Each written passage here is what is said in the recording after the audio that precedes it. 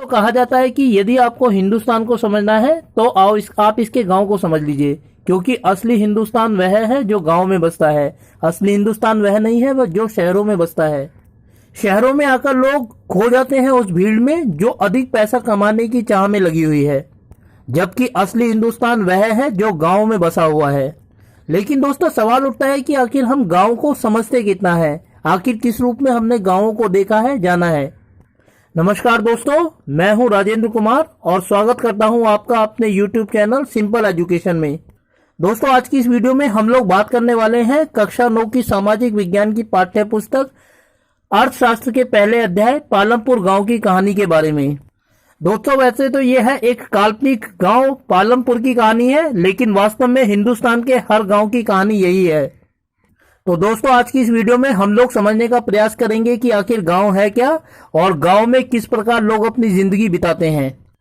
लेकिन वीडियो को शुरू करने से पहले मैं आप लोगों से अनुरोध करना चाहूंगा कि यदि आपने अब तक मेरे चैनल को सब्सक्राइब नहीं किया है तो आप सबसे पहले मेरे चैनल को सब्सक्राइब करें और साथ ही बेल आइकन को प्रेस करें ताकि मेरी वीडियो आपको सबसे पहले मिलती रहे।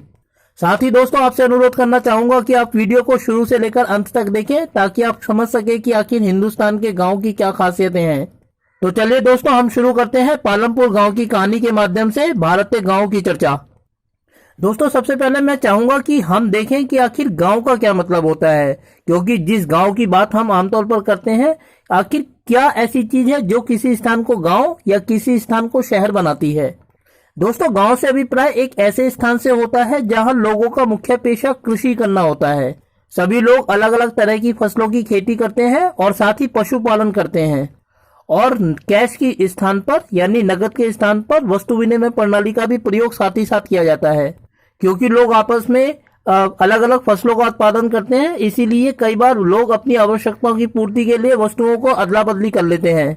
इस प्रकार जो वस्तु विनिमय प्रणाली है वह हमें ग्रामीण क्षेत्रों में देखने को मिलती है। यातायात के साधन सीमित मात्रा में उपयोग किए जाते हैं और लोग अक्सर वस्तुओं और सेवाओं को खरीदने और बेचने के लिए आमतौर पर दूसरी वस्तुओं का प्रयोग करते हैं। दोस्तों जैसा कि मैंने आपको वीडियो की शुरुआत में बताया कि ये पालमपुर गांव की कहानी दरअसल किसी गांव की कहानी नहीं है, बल्कि यह तो एक काल्पनिक गांव है, लेकिन यह हिंदुस्तान के हर गांव की कहानी को बयान करती है। प्रस्तुत अध्याय में पालमपुर गांव नाम का एक काल्पनिक गांव है और उसमें शाहपुर और रायगढ़ नाम के दो जो बाजार हैं शहर गांव से थोड़ी दूर शहरों में वो स्थित हैं। गांव में 2 प्राथमिक विद्यालय है और एक उच्च विद्यालय स्थित है। साथ ही एक प्राथमिक सहायता केंद्र और एक निजी अस्पताल भी गांव में स्थापित किया गया है। और कृषि इस पालमपुर गांव की सबसे महत्वपूर्ण आर्थिक क्रियाकलाप है। चलिए दोस्तों अब देखते हैं कि ग्रामीण क्षेत्रों में उत्पादन का संगठन यानी वस्तुओं का उत्पादन किस प्रकार होता है। दोस्तों हम जानते हैं कि मनुष्य एक ऐसा सामाजिक जीव है जिसकी अनेक आवश्यकताएं हैं और उन आवश्यकताओं को पूरा करने वाले केवल 4 साधन है भूमि, श्रम, पूंजी तथा उद्यम। किसी भी वस्तु का उत्पादन करने के लिए इन चारों तत्वों की कारकों की उपस्थिति आवश्यक है, क्योंकि इसके माध्यम से ही किसी वस्तु का उत्पादन किया जा सकता है। और जिस वस्तु का भी उत्पादन किया जाता है उस वस्तु को उत्पादन करने का प्रमुख तात्पर्य या उद्देश्य यह होता है कि इसके माध्यम से हम मनुष्यों की आवश्यकताओं को पूरा करना चाहते हैं। तो दोस्तों अपनी वीडियो के इस प्रारंभिक भाग में हम उत्पादन के इन 4 तत्वों का अध्ययन करेंगे और देखेंगे कि पालमपुर गांव में किस तरीके से इन 4 तत्वों की भूमिका है, कितनी महत्वपूर्ण है या कितनी कम महत्वपूर्ण है। दोस्तों सबसे पहले हम बात करेंगे भूमि के बारे में। भूमि उत्पादन का एक महत्वपूर्ण कारक है और भूमि एक प्राकृतिक संसाधन है। प्राकृतिक संसाधन का मतलब यह है कि हमें भूमि प्रकृति ने प्रदान की है, यह किसी मनुष्य ने बनाई नहीं है। दोस्तों भूमि एक प्राकृतिक संसाधन है और उत्पादन के लिए एक महत्वपूर्ण प्राकृतिक संसाधन माना जाता है, क्योंकि किसी भी प्रकार की वस्तु का उत्पादन करने के लिए जो उद्योग स्थापित किए जाते हैं, कृषि की जाती है या परिवहन स्थापित किया जाता है, वे तमाम कार्य भूमि पर ही किए जाते हैं। लेकिन दोस्तों भूमि के संबंध में यह जानना भी महत्वपूर्ण है कि भूमि एक प्राकृतिक संसाधन तो है, परंतु साथ ही साथ एक दुर्लभ संसाधन भी है। दुर्लभ संसाधन से अभिप्राय यह है दोस्तों कि हम जानते हैं कि यदि हम अपनी पृथ्वी को दो भागों में बांटे तो 29% हिस्सा भूमि और 71% जो हिस्सा है वो पानी है। इस 29% हिस्से में भी सारी भूमि जो है वो कृषि योग्य नहीं है, बल्कि कुछ ही भूमि का भाग ऐसा है जिसको हम कृषि, उद्योग या परिवहन के लिए इस्तेमाल कर सकते हैं। इसके अंतर्गत हम ज्यादा से ज्यादा यह कर सकते हैं कि वह भूमि जो अब तक इन कार्यों के लिए इस्तेमाल नहीं की गई है उनको इन कार्यों के लिए उपयोगी बनाकर इनके अंतर्गत शामिल कर सकते हैं। इसके अलावा और ज्यादा भूमि को हम शामिल नहीं कर सकते। इसीलिए भूमि एक प्राकृतिक संसाधन होने के बावजूद भी एक सीमित और दुर्लभ संसाधन है। लेकिन फिर भी भूमि सबसे महत्वपूर्ण प्राकृतिक संसाधन है, क्योंकि किसी भी प्रकार का उत्पादन, उद्योग आदि वो भूमि पर ही किए जाते हैं। दोस्तों, भूमि के बाद उत्पादन की प्रक्रिया में जो दूसरा महत्वपूर्ण तत्व है वह है श्रम, यानी कि लेबर।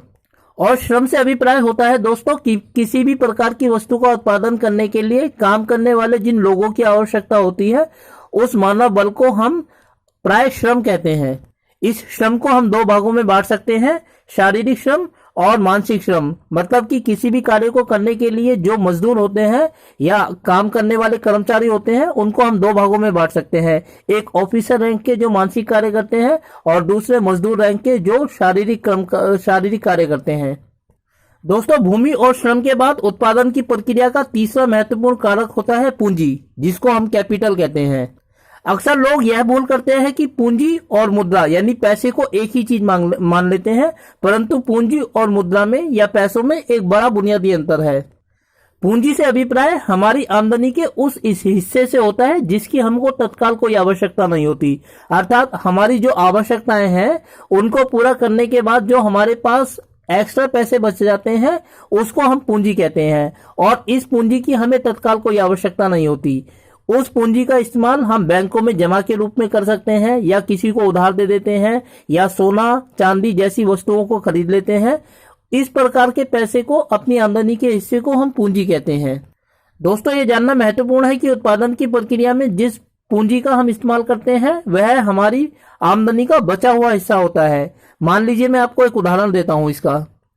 एक व्यक्ति है जिसके पास 1 लाख रुपए है और इस 1 लाख रुपए में से उसको 10,000 रुपए की जरूरत है। 10,000 रुपए से उसको अपना राशन खरीदना है, कपड़े खरीदने हैं और घर की दूसरी आवश्यकताओं की पूर्ति करनी है। यह 90,000 रुपए जो बचे हुए हैं 1 लाख रुपए में से, इसकी उसको अभी वर्तमान में कोई आवश्यकता नहीं है। अब इसको वह यह भी कर सकता है कि अपने घर में अलमारी में बंद कर दे, या बैंक में जमा कर दे, या किसी दोस्त और रिश्तेदार को उधार दे दे, या इसी 90,000 रुपए से वह है किसी उद्योग की स्थापना कर सकता है। जब भी हम अपनी आमदनी के बचे हुए पैसों को दूसरे किसी काम में लगा देते हैं ताकि वह और अधिक आमदनी बनकर हमारे पास आए, तो इस प्रकार की प्रक्रिया को निवेश कहा जाता है। कुछ लोग उद्योग स्थापित करते हैं, कुछ लोग बैंक में जमा कर देते हैं, कुछ लोग सोना चांदी या भूमि खरीद लेते हैं। ये सारी प्रक्रियाएं जो है वो निवेश को दर्शाती हैं। तो दोस्तों, उद्योग स्थापित करने के लिए पैसों की जरूरत नहीं है। उद्योग स्थापित करने के लिए जरूरत है पूंजी की, यानी कि उस पैसे की जो हमारे महीने के खर्चे को पूरा करने के बावजूद बचा हुआ है हमारे पास। दोस्तों, हम अपनी पूंजी को दो भागों में विभाजित कर सकते हैं। एक भौतिक पूंजी जिसको हम फिक्स्ड कैपिटल या फिजिकल कैपिटल कहते हैं, और दूसरा होता है कार्यशील पूंजी जिसको हम वर्किंग कैपिटल कहते हैं। अब सवाल यह उठता है कि यह स्थायी पूंजी और कार्यशील पूंजी आखिर है क्या? दोस्तों, स्थायी पूंजी से अभिप्राय उत्पादन की प्रक्रिया के उन तत्वों से होता है जो लंबे समय तक उत्पादन की प्रक्रिया में अपना महत्वपूर्ण योगदान देते हैं। अर्थात एक बार जब इनको खरीद लिया जाता है तो लंबे समय तक हम उत्पादन की प्रक्रिया में इन तत्वों का इस्तेमाल कर सकते हैं। ऐसी तत्वों को उत्पादन की स्थायी पूंजी कहा जाता है। इसके अंतर्गत भूमि को शामिल किया जाता है और इसके अंतर्गत मशीन को भी शामिल किया जाता है। उदाहरण के लिए मान लीजिए कि कोई व्यक्ति उद्योग स्थापित करता है कपड़े बनाने के लिए, और उस कपड़े बनाने के लिए वह जो मशीनें खरीदेगा, जो भूमि खरीदेगा, एक बार खरीदने के बाद उसे लंबे समय तक इनको खरीदने की आवश्यकता नहीं होगी। भूमि तो ऐसी है कि उसको एक बार खरीद लिया जाए तो उसको लंबे समय तक इस्तेमाल किया जाएगा जब तक कि वह उसको बेच ना दे। ये बात अलग है कि उसके ऊपर जो बिल्डिंग बनाई जाएगी समय के साथ साथ वो कमजोर हो जाएगी, और ये भी हो सकता है कि उस व्यक्ति को लंबे समय के बाद उस बिल्डिंग को तोड़कर नई बिल्डिंग बनानी पड़े। परंतु जो भूमि है वह वही रहेगी।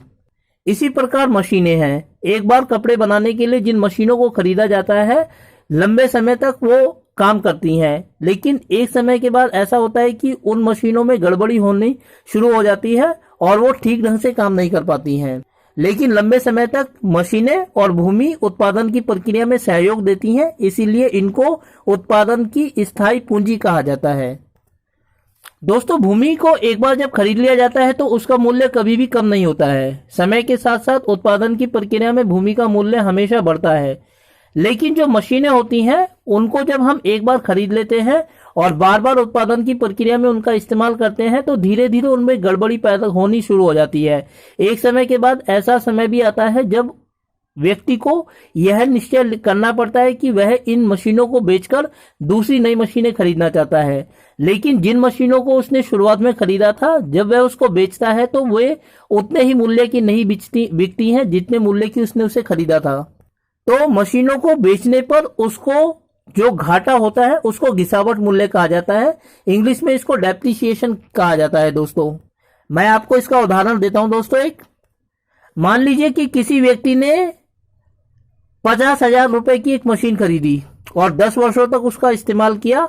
10 वर्षों के बाद उसने यह निश्चय किया कि वह इस मशीन को बेचकर नई मशीन खरीदना चाहता है और उसने उस मशीन को बेच दिया। उसने 50,000 रुपए की वह मशीन खरीदी थी, लेकिन जब बेचा गया उसको तो बेचने पर उसको 25,000 रुपए उसके प्राप्त हुए। तो इस प्रकार 50,000 रुपए जो उसने खरीदने में लगाए थे और 25,000 रुपए उसको जो बेचकर हुए, इसमें उसको 25,000 रुपए का घाटा हुआ। यह 25,000 रुपए घिसावट मूल्य कहा जाएगा। इसको इंग्लिश में डेप्रिसिएशन कहा जाता है। दोस्तों, अब हम बात करते हैं कार्यशील पूंजी या वर्किंग कैपिटल के बारे में। उत्पादन की प्रक्रिया में कुछ पूंजी ऐसी होती है जो नष्ट हो जाती है, समाप्त हो जाती है। इस प्रकार की पूंजी को वर्किंग कैपिटल कहा जाता है। या किसी वस्तु का उत्पादन करने की प्रक्रिया में हमें कुछ नकद की जरूरत होती है, जिसके माध्यम से हम कच्चा माल खरीदते हैं, मजदूरों की मजदूरी देते हैं। इस तरीके की प्रक्रियाओं को, पूंजी को हम अक्सर कार्यशील पूंजी कहते हैं। इसके अंतर्गत कच्चा माल, नकद पैसों को शामिल किया जाता है। इसका भी मैं आपको एक उदाहरण देता हूं। कोई व्यक्ति जो किसी वस्तु का उत्पादन करने के लिए किसी उद्योग की स्थापना करता है, उस वस्तु का उत्पादन करने के लिए उसे कच्चा माल भी खरीदना पड़ता है, मजदूर भी रखने पड़ते हैं।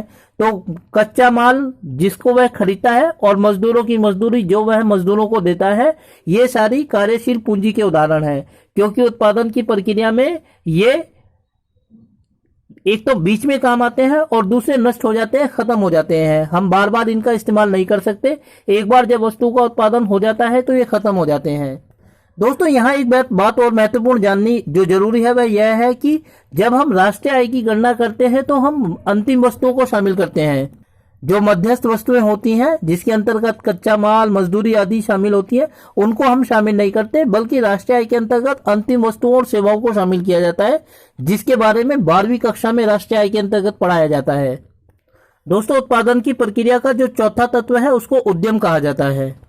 क्योंकि भूमि, श्रम और पूंजी को मिलाकर अपने आप में कभी वस्तु का उत्पादन नहीं हो सकता, बल्कि वस्तु का उत्पादन करने के लिए ऐसे लोगों की आवश्यकता होती है जो इन तीनों तत्वों को आपस में मिलाकर उद्योगों की स्थापना कर सके और वहां किसी वस्तु का उत्पादन किया जा सके। आजकल ऐसे वस्तुओं को दोस्तों मानव पूंजी के रूप में देखा जाता है।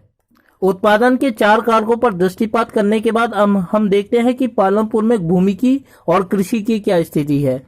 दोस्तों, पालमपुर गांव का नाम का जो ये काल्पनिक गांव है, इसमें 75% आबादी अपनी आजीविका के लिए कृषि कार्य के ऊपर निर्भर है। और ये केवल पालमपुर के बारे में नहीं बल्कि भारत के हर गांव के बारे में सत्य है। भारत को इसीलिए एक कृषि प्रधान देश कहा जाता है क्योंकि भारत की आबादी का लगभग 75% हिस्सा आज भी अपनी आजीविका के लिए कृषि कार्य पर निर्भर करता है। कृषि भारत की अर्थव्यवस्था में रोजगार का प्रधान क्षेत्र माना जाता है। दोस्तों, वीडियो की शुरुआत में मैंने बताया था कि भूमि उत्पादन का एक स्थिर कारक है, स्थिर और दुर्लभ संसाधन। इसका मतलब यह है कि हम भूमि के आकार में वृद्धि नहीं कर सकते। ज्यादा से ज्यादा इतना कर सकते हैं कि जो ऐसी भूमि है जिसको हम बंजर भूमि कहते हैं, अनुपजाऊ भूमि कहते हैं, उसको हम ज्यादा से ज्यादा उपजाऊ बनाकर कृषि कार्य के अंतर्गत शामिल कर सकते हैं। पालमपुर गांव का नाम का जो ये काल्पनिक गांव इस अध्याय में प्रस्तुत किया गया है, उसकी यही विशेषता है कि अधिकांश भूमि को जो बंजर थी उसको मानव श्रम के आधार पर उपजाऊ भूमि बनाकर कृषि कार्य के अंतर्गत शामिल कर लिया गया है। अब किसी भी प्रकार की नई भूमि को कृषि क्षेत्र के अंतर्गत शामिल नहीं किया जा सकता। मतलब यह है कि भूमि अपनी पूर्ण उत्पादकता पर है। अब किसी भी प्रकार से नई भूमि को कृषि कार्य के अंतर्गत शामिल नहीं किया जा सकता। दोस्तों, शुरुआत में मैंने आपको बताया था कि मनुष्य एक ऐसा सामाजिक प्राणी है जिसकी अनंत आवश्यकताएं हैं, लेकिन इन आवश्यकताओं को पूरा करने वाले संसाधन केवल 4 हैं। भूमि, श्रम, पूंजी और उद्यम। उत्पादन के यही 4 साधन होते हैं जिनके द्वारा हम मनुष्य की अनंत आवश्यकताओं को पूरा करते हैं। अब सवाल यह आता है कि आखिर एक ऐसा क्षेत्र जहां अधिकांश भूमि को कृषि कार्य के अंतर्गत शामिल किया जा चुका है और अब इस बात की बिल्कुल भी गुंजाइश नहीं बची है कि किसी नए क्षेत्र को कृषि कार्य के अंतर्गत शामिल किया जाए। क्या कोई तरीका ऐसा है जिसके माध्यम से हम उसी भूमि से और अधिक पैदावार प्राप्त कर सकें?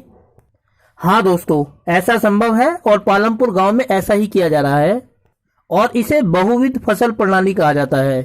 बहुविध फसल प्रणाली का मतलब दोस्तों होता है एक ऐसी प्रणाली जिसके अंतर्गत हम उसी भूमि पर एक वर्ष में 3 फसलें उगाते हैं। पालमपुर गांव के लोग जो कृषि कार्य के अंतर्गत संलग्न हैं, वे वर्ष में कम से कम 3 प्रकार की फसलों को उगाते हैं और ऐसा वे इसलिए कर पाते हैं क्योंकि वहां सिंचाई की सुविधा अच्छी खासी उपलब्ध है। साथ ही गांव में बहुत पहले बिजली आ गई थी, जिसके कारण लोगों ने बिजली से चलने वाले कृषि के इलेक्ट्रॉनिक यंत्रों का इस्तेमाल करना शुरू कर दिया था। इसका परिणाम यह हुआ दोस्तों कि न केवल लोग एक वर्ष में 3 फसलें उगाने लगे, बल्कि मानव श्रम की भी बचत होने लगी। इस प्रकार एक ही भूमि से लोग अधिक पैदावार हासिल करने लगे। इसीलिए कुछ किसान ऐसे थे जो समृद्धि की अवस्था में पहुंच सके। लेकिन दोस्तों, अब सवाल ये उठता है कि एक वर्ष में जो 3 फसलें किसानों के द्वारा उगाई जाती हैं, न केवल पालमपुर गांव में बल्कि हिंदुस्तान के हर गांव में, आखिर उनको किस प्रकार देखा जा सकता है? पालमपुर गांव में और हिंदुस्तान के हर गांव में जो 3 प्रकार की फसलें उगाई जाती हैं दोस्तों, अब हम उसके बारे में थोड़ा सा दृष्टिपात करेंगे।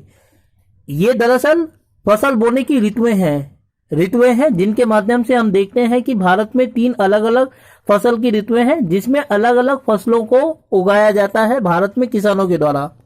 दोस्तों, पहली जो ऋतु है उसको रबी कहा जाता है। रबी उन फसलों को कहा जाता है जो सर्दी के मौसम में बोई जाती हैं और गर्मियों की शुरुआत में काटी जाती हैं। गेहूं एक सबसे महत्वपूर्ण रबी फसल मानी जाती है। दोस्तों, फसल की जो दूसरी ऋतु है उसे खरीफ कहा जाता है। यह खरीफ वह फसल होती है जो बरसात के मौसम में बोई जाती है और सर्दी में काटी जाती है। बाजरा और ज्वार खरीफ फसल के 2 महत्वपूर्ण उदाहरण माने जाते हैं। और जो तीसरी फसल है उसको जायद कहा जाता है। ये ग्रीष्म काल में बोई जाती है दोस्तों, और इसके अंतर्गत खीरा, टमाटर, खरबूजे, तरबूज आदि को शामिल किया जाता है। ये मुख्य रूप से वे फसलें होती हैं जिनका इस्तेमाल हम चारे के रूप में करते हैं। पशु इनको चारे के रूप में इस्तेमाल करते हैं और जो इंसान है वो इनको सलाद के रूप में इस्तेमाल करते हैं। तो दोस्तों, पालमपुर गांव में और साथ ही हिंदुस्तान के अधिकांश गांव में फसल की इन 3 ऋतुओं का इस्तेमाल किया जाता है। 3 अलग अलग एक ही वर्ष में 3 अलग अलग फसलों को उत्पादित करने के लिए। भूमि वही होती है, इसीलिए माना जाता है कि एक ही भूमि से अधिक पैदावार हासिल की जा सकती है। फसल उत्पादन के इसी तरीके को बहुविध फसल प्रणाली कहा जाता है।